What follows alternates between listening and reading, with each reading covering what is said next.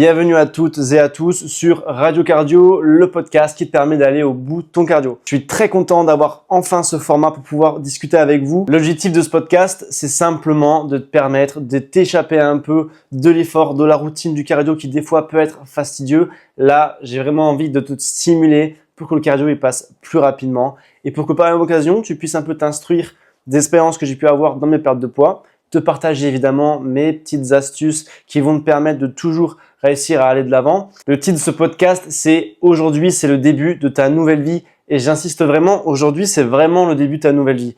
Aujourd'hui, j'ai envie que tu fasses un reset total. J'ai envie que, ça y est, dans 6 mois, tu as fait ton choix pour que tu deviennes la version que tu as toujours voulu arriver. Et aujourd'hui, je te le dis, tu n'as pas de porte de sortie. Parce que ce que je vais te dire, j'ai envie que ça fasse résonance en toi et que tu comprennes bien l'importance aujourd'hui de faire un choix, de savoir si oui ou non, tu décides aujourd'hui de changer. Le premier point que j'aimerais aborder avec toi, c'est un peu l'expression américaine « fake it until you make it ». En gros, tu as sûrement dû entendre plein de stars, des chanteuses, des footballeurs, des tennisman, des actrices qui ont toujours dit « je veux faire ça depuis que je suis toute petite ». Les chanteuses, elles chantent avec des brosses. Les joueurs de foot, ils s'imaginent soulever la Coupe du Monde. En fait, ce qu'il faut vraiment retenir là-dessus, c'est à quel point la puissance de la visualisation elle est trop importante. Si tu nourris tous les jours ta vision, que dans 6 mois, tu es une femme totalement transformée, tu as déjà 50% de la victoire. La capacité de croire en soi, la capacité de se voir réussir, ça envoie un système dans ton cerveau, tu vas te créer un chemin, même de manière inconsciente, où tu vas déployer toutes les actions et intentions pour pouvoir justement arriver à ton résultat, à l'objectif que tu t'es fixé. Visualiser, ce n'est pas rêver. Ce n'est pas simplement de dire « j'aimerais bien dans 6 mois avoir un summer body ou faire 10-15 kg de moins, prendre un peu plus des fesses ou je ne sais quoi ». La visualisation, c'est de ne pas se laisser le choix de rater. C'est de se dire « quoi qu'il en coûte, dans 6 mois, je sais, je peux parier contre le monde entier, je vais arriver à ma victoire ». Et si tu veux rester connecté à cet objectif, il faut que tu l'alimentes. L'alimentation, elle se fait de plusieurs biais. Elle peut être faite de manière mentale, chaque jour en faisant justement un travail de visualisation, en se disant « Ok, bon, dans 6 mois, je me vois bien avec une petite coconut au bord de la plage, une plage au sable fin. » Également, du coup, tu peux passer par des biais sensoriels. Chaque jour, une mini-action, elle va donner de la substance à ce que tu désires. Et plus la substance est épaisse, et plus ça devient la réalité. Je suis convaincu d'une chose, et ça, c'est un peu un terme que j'avance. Ne voyez ici aucune définition d'ailleurs, mais la manifestation, c'est un phénomène qui est trop important. Le fait de verbaliser, de s'engager auprès de personnes, de dire dans 6 mois, je vais réussir, c'est déjà une preuve d'engagement. Dans mes coachings, je verbalise des objectifs à moyen, court et long terme. Et tout le temps, ce que je leur dis, c'est qu'au bout de 3 mois, vous allez perdre 10 kilos. Là, très récemment, avec Barbara et Marine, je leur avais fixé un objectif minimal à atteindre au bout de 3 mois, qui était de 12 kilos pour Marine et de 10 kilos pour Barbara. Et ce qui est toujours assez marrant, c'est de me rendre compte que à la semaine près où je demande la fin de l'objectif, eh ben, le résultat, il arrive. C'est-à-dire que d'une manière assez époustouflante, le cerveau arrive à se conditionner pour arriver au résultat. En fait, tu es en train de créer un projet, tu es en train de créer une volonté, un élan, un chemin. Et ça, c'est super important que tu fasses un travail dessus, que tu sois au clair avec toi-même. Qu'est-ce que tu veux dans 6 mois? Comment est-ce que tu veux y arriver? Quels détails tu veux avoir dans ce résultat? Bref, en fait, il faut que ta vision, elle soit extrêmement précise et pragmatique. Il ne faut pas simplement se dire « dans 3 mois, je perds 10 kilos ». Non, essaye un peu d'étoffer cette vision. Essaye de rajouter un peu de détails, encore une fois de la substance. Dis-toi, dans 3 mois, je veux pouvoir avoir perdu 10 kilos, faire une taille 38, pouvoir faire une photo en maillot de bain, ce bikini rouge, je l'achèterai exprès. Je veux que ce soit mon copain qui me prenne en photo. Je veux avoir un sourire de fou sur la photo. Je veux avoir des lunettes de soleil avec des verres, j'en sais rien moi, marron, vert, bleu. Bref, il faut que tu te crées une image entière, un film entier dans ta tête. Il faut que tu saches exactement ce que tu veux. En fait, l'incertitude, ça n'existe plus. Maintenant, tu es décidé de ce que tu veux faire et il n'y a rien qui pourra t'en empêcher. Ce que tu veux, tu l'obtiens. Et donne-moi une bonne raison pour laquelle tu ne pourrais pas y arriver. Pourquoi est-ce que toi, tu n'y arriverais pas alors que plein de gens y arrivent? Les autres n'ont pas plus que toi. Ils n'ont pas avalé une pilule magique que toi, tu n'as pas. Ils n'ont pas mangé des produits qui coûtent 100 € l'unité. Enfin voilà, je veux dire, ils sont combattus avec les mêmes armes que toi. Je pense que tu peux peut-être nourrir une réflexion, c'est que tu ne peux pas perdre du poids comme ça. Il faut qu'à un moment donné, ton environnement te permette de perdre du poids. Peut-être que tu dois te dire que j'ai pas le temps, j'ai des enfants, j'ai le travail, j'ai une vie intime, j'ai d'autres projets dans ma vie. Alors déjà, la question que j'aimerais te poser, c'est que est-ce que pour toi, la perte de poids, c'est une souffrance?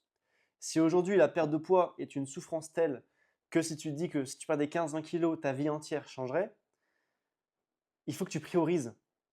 Il ne faut plus que tu subisses cette souffrance. Il faut que tu deviennes actrice de ta vie et que tu fasses passer en premier lieu cette problématique. Il faut que tu l'attaques de plein fouet, de premier plan. Donc là-dessus, il faut que tu t'organises ta vie entière pour justement résoudre cette problématique. Car si aujourd'hui, je le répète, la perte de poids est une souffrance, est une camisole, est une prison mentale, psychique et physique, alors aujourd'hui, c'est ton combat numéro 1. Et pour ça, je vais dire honnêtement, tu ne seras jamais prête ou prêt à affronter la perte de poids. Les étoiles ne seront jamais alignées. Tu n'auras jamais des circonstances parfaites pour pouvoir commencer. Et ça, c'est quelque chose que je remarque, mais tout le temps. Je parle à beaucoup de personnes liées à mon travail et ce que je me rends compte, c'est que la plupart des personnes ne sont pas prêtes à commencer d'un point de vue mental. C'est parce que justement, ils attendent le moment opportun. Mais je le répète, tu n'auras jamais ce moment devant toi. À un moment donné, il faut savoir saisir ce que tu désires et tout faire pour y arriver. Et on s'en fout des excuses. Et parce que oui, c'est souvent des excuses. Ok, la vie est dure. Il y a plein de problématiques. Des fois, il y a des épreuves très compliquées. Mais je veux dire, encore une fois, je m'aperçois de quelque chose, c'est que même des personnes qui ont un parcours de vie terrible, qui ont beaucoup de problématiques dans leur vie, arrivent quand même à perdre du poids. Là où d'autres personnes ont relativement moins de problèmes, après chaque problème est relatif, mais ce que je veux dire, c'est que c'est une question aussi de volonté, de choix, d'envie, de prise de décision. Le meilleur moyen pour commencer, c'est aujourd'hui. Maintenant, retiens bien cette phrase que je vais dire. Le meilleur moment pour commencer à perdre du poids, c'est dès aujourd'hui. Même si demain, tu dois aller faire les courses, chercher les enfants, finir le dossier que tu dois remplir pour ton patron, etc., etc. Tout ce qui est décalé à demain ne sera jamais fait. Et ici, on touche quelque chose qui est vraiment très intéressant. Et là, j'aimerais te parler d'une étude qui s'appelle, bon, je te passe un peu l'accent, mais Frontières en psychologie, qui date de 2022, et qui montre à quel point, en fait, les gens qui attendent le moment parfait pour se lancer ne commencent jamais. En fait, finalement, ceux qui apprennent à gérer l'inconfort, l'étude a dit une phrase qui est assez vraie, c'est que tu n'as pas besoin d'être motivé, juste d'être prêt à agir dès maintenant. Cette étude, elle met en avant 2 piliers mentaux qui font que les personnes arrivent à agir dans le moment présent et même lorsque tout pourrait t'empêcher d'avancer. Première des choses, c'est d'entraîner ta flexibilité psychologique. Alors c'est un bien grand mot, c'est quoi? C'est ta capacité à gérer les inconforts dans ton environnement, de repousser les pensées parasites, de t'ancrer dans le présent, pour pouvoir faire les actions, pouvoir faire ce qui compte réellement pour toi. Le premier moyen pour entraîner sa flexibilité psychologique, c'est déjà d'accepter ses émotions. C'est de les recueillir, de surtout pas les fuir. C'est de les affronter, de les traiter et de se les approprier. Si tu les subis, elles vont t'étouffer et tu ne pourras pas sortir la tête de l'eau. La deuxième des choses, c'est la diffusion cognitive. En gros, ça veut dire que tes pensées qui des fois peuvent être limitantes, tes pensées négatives, ne te définissent pas. C'est pas parce que tu dis je vais pas y arriver, je suis nul, que tu es effectivement nul et que tu ne vas pas y arriver. Ces pensées-là, elles sont normales dans le processus psychologique. Simplement, encore une fois, tu as un devoir de les traiter et d'avoir justement une lucidité dessus. Ton boulot à toi, c'est de faire l'auto-persuasion, c'est d'être insolente au point de dire même si je ne crois pas en moi, je vais faire semblant de croire en moi. Ça peut paraître bizarre comme concept, mais il faut t'armer de confiance, d'insolence. Le troisième moyen, c'est d'être dans le moment présent. Arrête de réfléchir dans le passé, de projeter des angoisses sur le futur. Là, on attaque chaque jour après chaque jour. Qu'est-ce qui doit être fait aujourd'hui pour arriver à ton objectif? On verra demain si ça suffit ou pas. On verra dans 6 mois si ça a été productif ou pas. Mais ce que je t'assure, c'est que si chaque jour, tu arrives à remplir des mini-tâches, mais tu ne peux qu'avancer sur l'objectif. Et ton avancée, elle va être folle, elle va être grandiose. Quatrième moyen pour entraîner ta flexibilité psychologique, eh ben, ça rejoint un peu le point numéro 2, mais c'est de t'extraire de qui tu penses être. Aujourd'hui, si tu te dis « je suis irrégulière », de toute façon, j'ai toujours été comme ça, tu te colles à toi-même une étiquette. Et en fait, tu acceptes une sorte de fatalité, une sorte en fait de pessimisme qui n'existe pas. Tu entretiens chaque jour, à cause de ces pensées, une estime de toi qui est faible. Du coup, ça t'empêche de croire en toi et de potentiellement croire en ta réussite. Ce que tu es aujourd'hui n'est pas ce que tu es demain. Si aujourd'hui tu es une procrastineuse, demain tu peux être une bosseuse. Le cinquième moyen pour entraîner ta flexibilité psychologique, c'est de déterminer qu'est-ce qui est réellement important pour toi. Et là, je te demande d'être vraiment lucide sur ce que tu désires au fond de toi. Souvent, c'est la petite voix qui te parle et tu sais ce que tu dois faire au fond de toi. Simplement, tu n'as peut-être pas forcément l'envie pour l'instant de le dire à voix haute, tu n'as pas forcément l'envie de te prendre en main. Mais je vais te donner un exemple. Si aujourd'hui tu as un plaisir qui est quotidien et que tu manges par exemple, c'est ton rituel, un carreau de chocolat le matin, le midi et le soir après chaque repas, il faut bien que tu prennes en considération que est-ce que ce plaisir-là ne rentre pas en interférence avec ton désir énorme de vouloir changer dans 6 mois? Qu'est-ce qui va te fournir le plus de sérénité, qui va être le plus productif dans ta vie en général? Est-ce que c'est d'avoir mangé un carreau de chocolat le matin, le midi et le soir? Ou est-ce que c'est dans 6 mois avoir perdu 15, 20, 30 kilos? Aujourd'hui, tu as un travail, c'est de remettre en perspective tous tes plaisirs et toutes tes frustrations. Tu as un travail à faire sur ta capacité à renoncer à tes plaisirs et sur ta capacité à restructurer ta routine, ton hygiène de vie pour que tu puisses devenir une nouvelle version de toi-même. Et enfin, le dernier point pour travailler ta flexibilité psychologique, c'est tout simplement d'appliquer les changements que tu prônes, de poser des actes concrets et d'être en cohérence avec le changement que tu veux pour toi. Tu as des mini-tâches à faire, tu peux t'organiser. Par exemple, faire toutes mes séances de manière régulière, n'en louper aucune. Ça peut être de se coucher 30 minutes plus tôt le soir pour être plus en forme le matin et d'avoir un tout petit peu plus de temps pour pouvoir aller à la salle de sport par exemple. Et là, on va rejoindre le deuxième gros pilier nécessaire pour que tu puisses commencer dès maintenant à gérer tes inconforts et te mettre en action. Et justement, c'est un travail qui est structurel que tu dois faire. Aujourd'hui, tu dois déterminer avec un agenda par exemple, comment tu t'organises pour mettre au centre de ta vie ton nouveau projet de perte de poids. Aujourd'hui, toutes tes tâches quotidiennes doivent venir en second plan par rapport à tes entraînements, à ta diète, à ton hygiène de vie. Donc, il faut que si tu fais 4 séances dans la semaine, tu t'organises concrètement lundi, jeudi, vendredi, dimanche. Je vais à la salle de telle à telle heure. Si jamais j'ai un couac, alors soit j'y vais 30 minutes plus tôt ou alors 30 minutes plus tard. Comment est-ce que je m'organise jeudi soir quand j'irai voir mes copines au bar? Comment est-ce que je m'organise dimanche à mon dîner de famille lorsqu'il y aura l'apéro, le plat principal et le dessert? Tout ça, il faut que tu prennes possession, il faut que tu anticipes, il faut que tu te responsabilises. Cette façon de te créer des objectifs, de te créer une organisation structurelle, déjà, ça va te motiver d'un point de vue fou parce que tu sais exactement ce que tu dois faire pour pouvoir changer. Ensuite, ça va te créer des balises, ça va te créer des repères. Là, tu es assuré d'être contente de toi. Tu es assuré à ce que tu ne sois pas déçu de toi. Promets qu'avoir une organisation, c'est un vrai levier de performance. Ça va vraiment augmenter fois 1000 ta capacité à être régulière sur tous les plans. On va aborder le troisième point et je vais aborder grâce à une petite métaphore en fait que si tu veux changer, il ne faut pas attendre que les choses changent, mais il faut que tu incarnes le changement. Il faut que ce soit toi qui fasses que les choses bougent. Et là-dessus, j'ai plusieurs exemples plutôt marrants à te donner. Et à ce titre, je pense qu'on a déjà tous entendu cette fameuse phrase. De toute façon, si dans 15 ans, j'en peux plus, je quitte mon travail, je vends la maison et je vais élever des chèvres ou des moutons dans la campagne. Ça exprime une pensée très forte et justement, en chacun de nous, on a une petite voix qui au final sait ce qu'elle doit faire. C'est que lorsqu'on décide de tout plaquer pour aller vivre dans la forêt, c'est qu'on veut incarner le changement. On décide de tourner la page tellement fort qu'on l'arrache. Au final, on sait quasiment tous que pour réellement changer, ça vient de nous. Donc, retiens bien cette phrase, c'est que non seulement pour perdre du poids, il faut que tu changes tes actions, mais il faut aussi que tu changes quelque part un peu ton identité.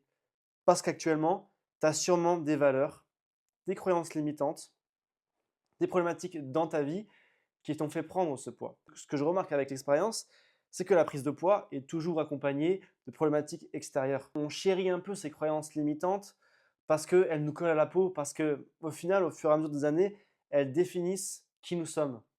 Et on est très attaché à conserver l'image qu'on a de soi. C'est quelque chose pour l'être humain qui est affreux de se dire que la personne qu'on est en train de devenir, qu'on est en train de construire, elle ne nous correspond pas vraiment. Souvent, moi, ce que je remarque, c'est que les personnes qui veulent perdre du poids mais qui n'y arrivent pas forcément, c'est parce qu'elles sont dans un état de négociation avec soit le coach, soit avec elles-mêmes. Par exemple, ouais, 4 séances, je ne sais pas si je vais arriver. Est-ce qu'on peut partir déjà sur 3 séances? Ouais, mais l'alimentation, je me connais, je vais craquer. Est-ce que je peux au moins être autorisé à manger un petit plaisir à la fin du repas? Alors en tant que tel, vous pourriez le faire. Vous pourriez des fois avoir 3 séances au lieu de 4. Vous pourriez vous faire plaisir. Mais le souci là-dedans, c'est que avant même de commencer ce processus de perte de poids, vous êtes déjà dans une stratégie de négociation, d'évitement, voire d'anti-but. Et déjà, laisser une porte ouverte à l'écart. Déjà, laisser une porte ouverte un petit peu à l'abandon. Laisser une porte ouverte un peu à la frustration. Les cheat meals, tu peux en faire une fois que tu t'es approprié et que tu t'es responsabilisé sur ta routine et ton hygiène de vie. Quand tu t'es prouvé que tu peux être régulière, que tu es propre à 90% du temps sur l'alimentation et sur le sport, effectivement, là, tu peux te faire un petit peu plaisir. Mais quand tu es déjà en galère à trouver une stabilité, à trouver des repères, si en plus tu t'octroies, on pourrait dire, de fausses récompenses, tu te tires une balle dans le pied parce que c'est plus des récompenses justement. C'est revenir à tes anciens comportements qui t'ont amené justement là où tu es actuellement. J'aimerais vraiment que tu aies un dialogue profond avec toi-même et que ce n'est pas tes projections négatives qui te parlent. Je veux pas que tu te dises j'ai pas le droit de me faire plaisir parce que je suis nul, parce que je n'ai jamais réussi dans ma vie. Ça, de toute façon, c'est pas constructif. Et de toute façon, ce n'est pas réaliste.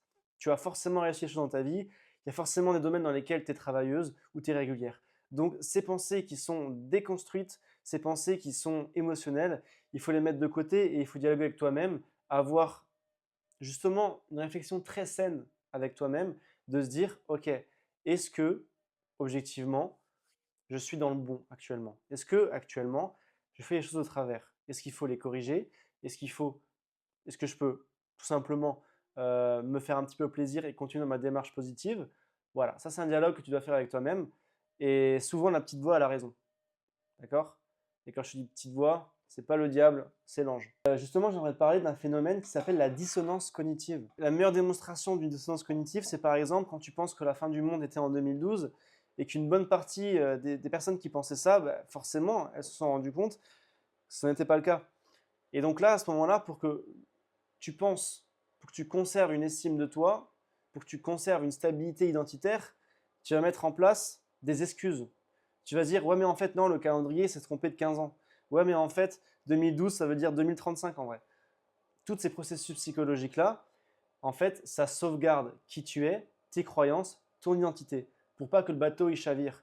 Mais c'est très, très, très néfaste parce qu'en fait, ça t'emmène dans le mur. Tu te mens à toi-même, ça t'empêche d'avancer et tu te maintiens dans un état où tu n'es pas sain avec toi-même. Aujourd'hui, j'aimerais que tu te poses une question. Est-ce que tu possèdes des dissonances cognitives?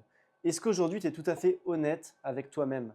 Est-ce qu'aujourd'hui, tu t'es pas construit des croyances ou des valeurs qui te permettent de soutenir une partie de toi qui est fragile? Est-ce qu'aujourd'hui, la façon dont tu te comportes avec toi-même, tu le ferais avec ta fille ou ton fils?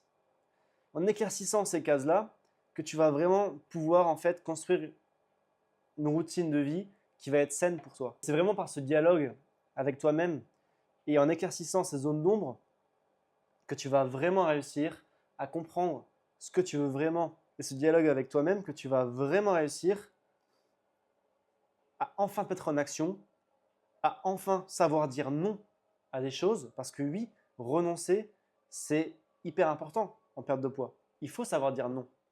Et aujourd'hui, le commerce vous vend un mensonge énorme. Vous vend que vous pouvez perdre du poids sans vous faire mal, que vous pouvez perdre du poids en vous frustrant jamais, que vous pouvez perdre du poids en faisant à peine 15 minutes d'exercice à la con à la maison, en ramenant le coude au genou.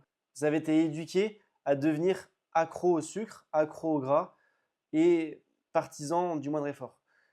Et ça, c'est quelque chose qui est très mauvais, qui est très nocif.